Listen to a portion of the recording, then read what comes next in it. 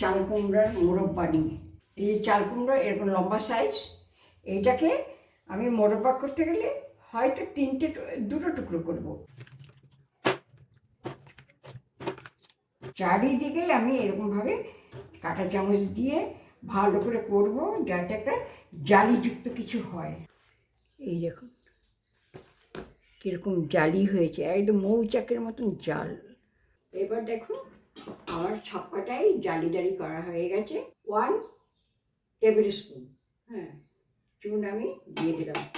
চুনটা ভালো করে গুলে নিলাম, একদম ভালো করে গুলে নিয়েছি।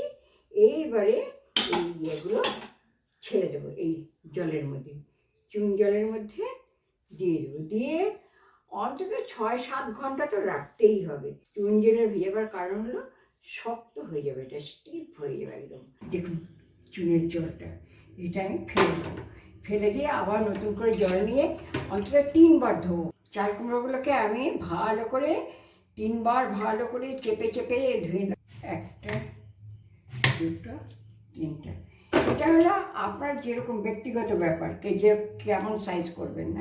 জল দিলাম, জলের মধ্যে কটা এলাচি দিয়ে দিলাম। চাল কুমড়োর যে একটা বুনো গন্ধ আছে, সেই গন্ধটা চলে যাওয়ার জন্য আমি ছেড়ে দিলাম। সেদ্ধ হতে থাক। দেখুন এফোর হয়ে গেছে, তার মানে আমার চাল কুমড়োটা সেদ্ধ হয়ে গেছে। এই ঝাঁঝিয়ে ছেঁকে নিলাম।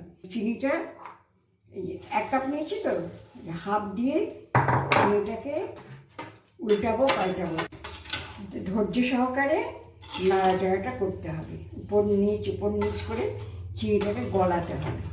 এবার আমি আবার গ্যাসটাকে অন করলাম। অন করে এই যে জল বেরিয়ে গেছে, জলটাকে শুকিয়ে নেব। দেখুন শুকিয়ে গেল, এই সামনে এনে দেখালাম।